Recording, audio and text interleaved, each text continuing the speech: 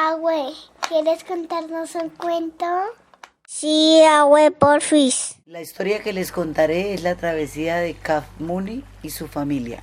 Nuestros ancestros sufrieron debido a la invasión de los colonizadores europeos.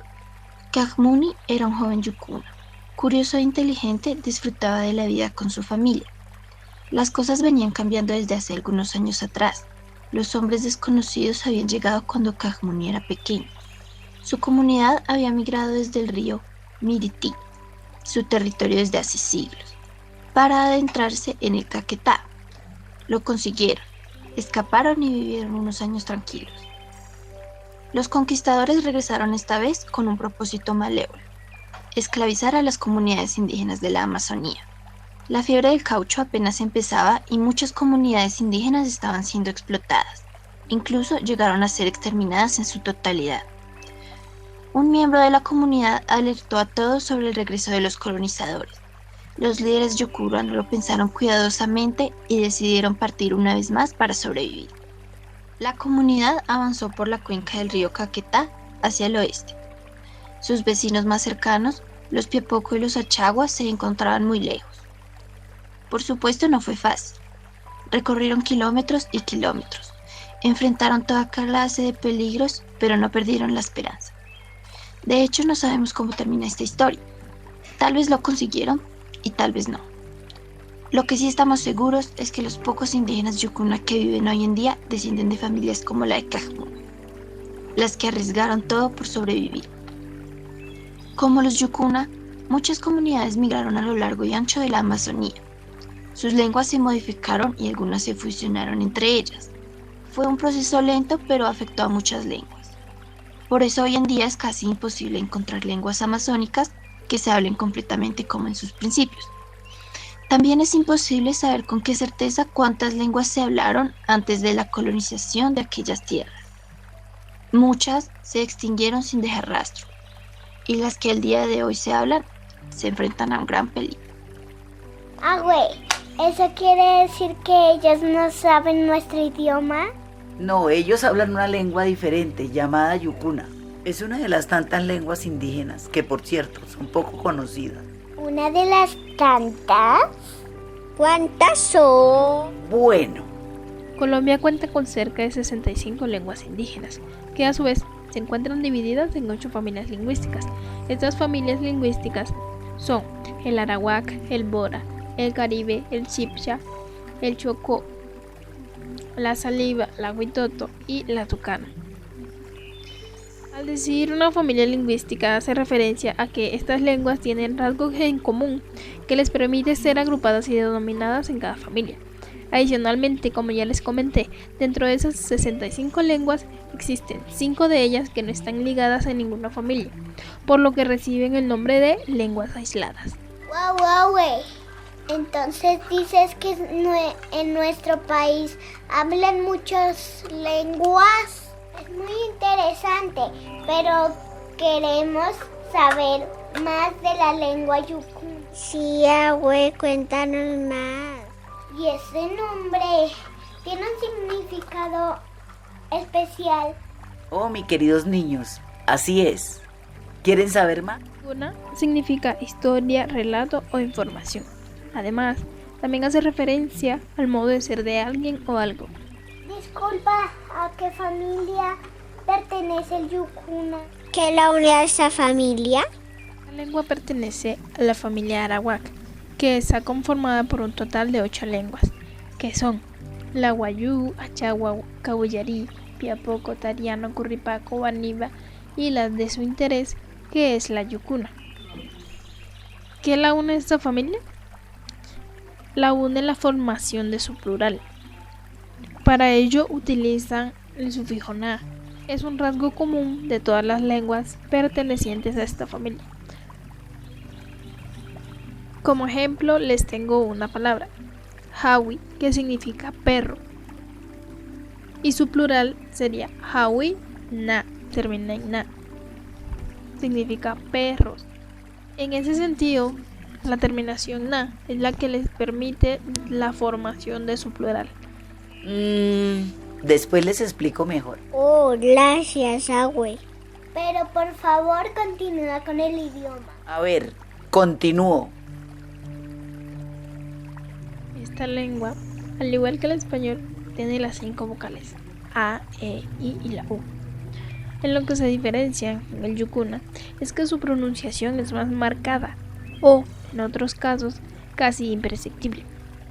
Con esto se abre paso a un acento fónico, es decir, que no es predecible y su acentuación puede recaer en una o más sílabas.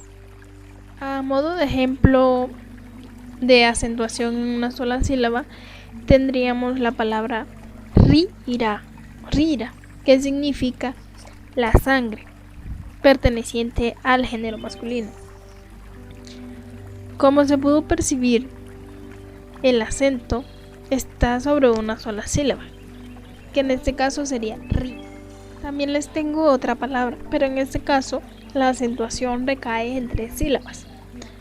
Bueno, la palabra es compuesta y está formada por 2 partes. Entonces tenemos un K, rizapala, que significa él no trabajará. En esta palabra la acentuación recae sobre las 3 sílabas, como ya les había mencionado, que son la sa, la pa y la. En el caso de la acentuación, todas se dictan con la misma intensidad. Su pronunciación no varía. Si están acentuadas, se deben pronunciar con la misma intensidad y fuerza. Otro aspecto importante en esta lengua es el caso de la nasalización, que va representado con algunas palabras, letras que van delante de otras. En este caso tenemos la J, que es HI, antes de una K. Una palabra que me parece interesante mostrarles sería la Rikaika, que es RICAHIKA, que significa el cavará. Como ya les había mencionado, la partícula J antes de K produce una nasalización, se pronuncia de forma nasal. Es un poco complejo, por lo tanto se los explico en otra ocasión. Las consonantes cambian también. Sí. ¿Pero qué comen que adivinan, mis niños?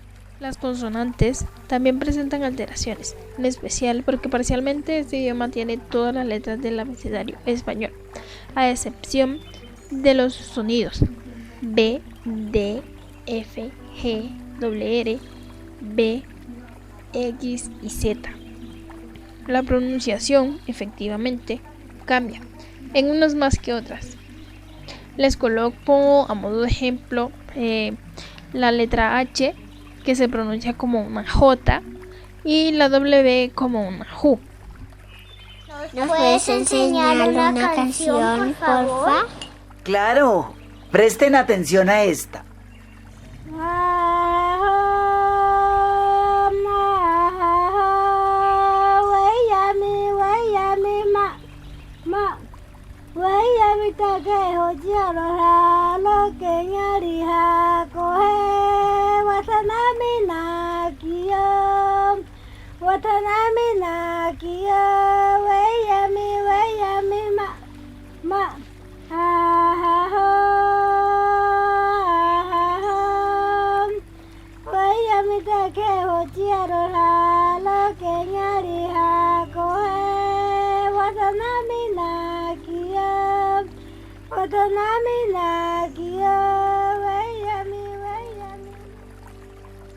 Agüe, ¿ellos a qué se dedicaban y desde cuándo están aquí? Déjenme recordar. Las primeras referencias sobre la zona del Bajo Caquetá provienen de los traficantes de esclavos portugueses en el siglo XVIII. Los yukuna tradicionalmente ocupaban las cabeceras del río Miritim. Sin embargo, a la llegada de los caucheros, muchos se trasladaron al Caquetá para trabajar en las actividades extractivas. A partir de entonces, el auge del caucho, el conflicto colombo-peruano y la presencia de comerciantes y misioneros han llevado a permanentes relocalizaciones. Anteriormente seminómadas y practicando la horticultura itinerante, los yukuna han cambiado su organización social y su modo de vida desde el comienzo del siglo XX para acceder a las mercancías como hachas, machetes, sal, fósforos, que primero fueron introducidas por los caucheros. Los yucunas se trasladaron a las zonas de los colonos para aprovechar de las nuevas oportunidades económicas como la pesca comercial, el oro y la coca. Pero a partir de mediados de los años 90, la explotación de los recursos naturales ya no ofrece tanto trabajo como antes. Las minas de oro se agotaron, la pesca comercial ya no es abundante y el tráfico de la coca está más controlado y restringido. En esta situación de escasez de trabajo, la población indígena que se concentró alrededor de los pueblos de colonización sobrevive difícilmente en su medio ambiente. Viven actualmente en las orillas del Bajo Mirití, Paraná y del Bajo Caquetá. Su población actual es de alrededor de 550 personas. Las mujeres cultivan tubérculos, preparan la comida y fabrican cerámicas. Los hombres cazan, pescan, producen artesanía y trabajan la madera. También realizan trabajos que requieren fuerza física y resistencia, como la tala o la construcción de las malocas y organizando mingas. ¡Wow! Han cambiado con los años. ¿Y solo están ellos en ese territorio? No, mis amores. Pertenecen al complejo sociocultural del Miritia Paporis, denominados gente de la coca y el tabaco molido o descendientes del Yurupari.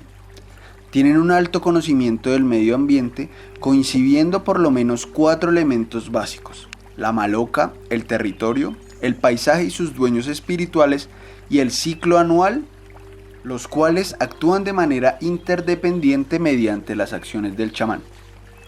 Para ellos, el paisaje fue construido por los antepasados míticos, y por ello está plagado de seres espirituales que se constituyen como los dueños de diferentes áreas o recursos naturales. Por esta razón, el mundo se inscribe en un contexto simbólico en el cual la maloca es el espacio ideal para construir y reconstruir las relaciones con el ambiente mediante el uso del tabaco inhalado y el mambe. ¡Qué mágica conexión con la tierra! Sí es, hija, aunque no debemos olvidar. En el piedemonte andino amazónico, los procesos de colonización de campesinos mestizos se han acelerado, desplazando a los indígenas o encerrándose en enclaves frágiles. En las vastas extensiones amazónicas y en la parte más oriental de los llanos del Orinoco, los indígenas, que generalmente están ubicados al borde de los ríos, siguen siendo la población mayoritaria. El conflicto armado provoca la desarmonización de la red vital. Al dejar al indígena sin su territorio, el desplazamiento forzado se convierte en una de las prácticas violentas que quiebran las fibras que integran la red vital y se intensifica el peligro de la desaparición definitiva de los pueblos. La ONIC denuncia que hay 70 pueblos indígenas que están desapareciendo por el contexto genocida que ocasiona la presencia de actores armados en sus territorios y la ampliación extractivista. Sin embargo, el avance de problemas como la deforestación, la economía política del narcotráfico, la minería, el asesinato sistemático y continuo de líderes, sumado a los incumplimientos reiterados de acuerdos en temas como salud, educación, reconocimiento jurídico y ampliación de resguardos, ponen en riesgo de exterminio físico y cultural a los 102 pueblos indígenas de Colombia. ¡Qué triste! Sí, lo sé, y eso no es todo. Aproximadamente 70.000 de los desplazados internos registrados son indígenas. Ellos huyen por motivos similares a los que obligan a otros miles de colombianos a desplazarse: confrontaciones armadas, amenazas, masacres, minas antipersona y reclutamiento forzado de menores y jóvenes.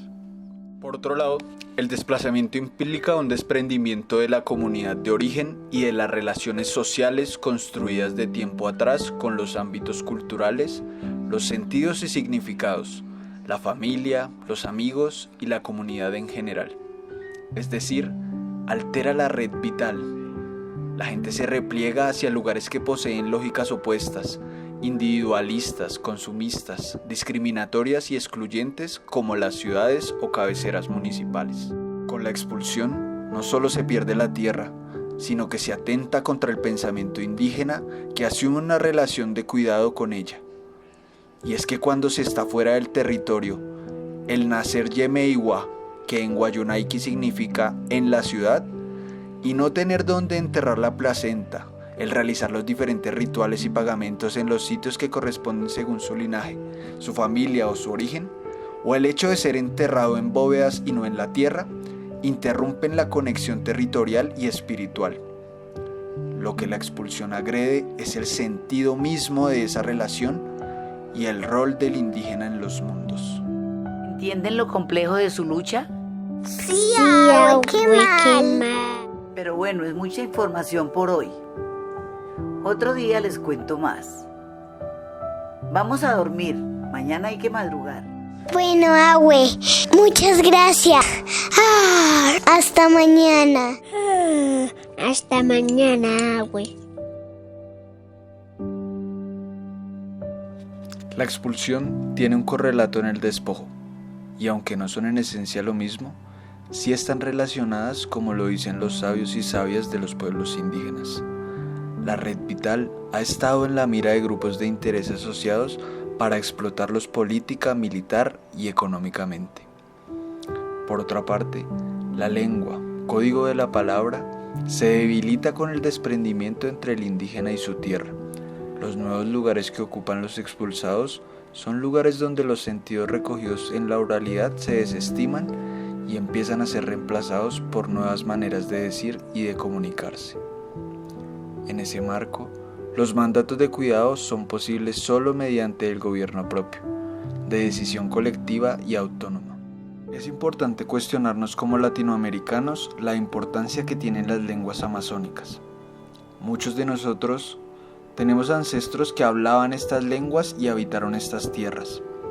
Ahora, con la rapidez que avanza este mundo, no hay lugar para los que no se adapten a aquel ritmo, a aquel estilo de vida. Son dejados de lado y olvidados. Las lenguas amazónicas son un tesoro. Pocas zonas en el mundo se comparan a la Amazonía en cuanto a diversidad lingüística. Ni siquiera se sabe con certeza cuántas lenguas existieron en el pasado. Casi la mitad de ellas se extinguieron y a las que quedan no se les da importancia. Los gobiernos actuales cada vez más muestran lo poco que los indígenas y sus lenguas significan para ellos. Pero nosotros, como personas, debemos recoger la grandeza de ellas, debemos valorarlas, entender que no porque sean lenguas poco habladas significan menos. Es nuestro deber entender que las distintas culturas que pueden ofrecernos las comunidades indígenas es algo muy valioso que merece ser observado, siendo así un medio para promover la preservación de las lenguas de estas. Es importante que conservemos estas lenguas porque hacen parte de esas identidades culturales latinoamericanas y si no le paramos atención, seguirán de camino a su fin.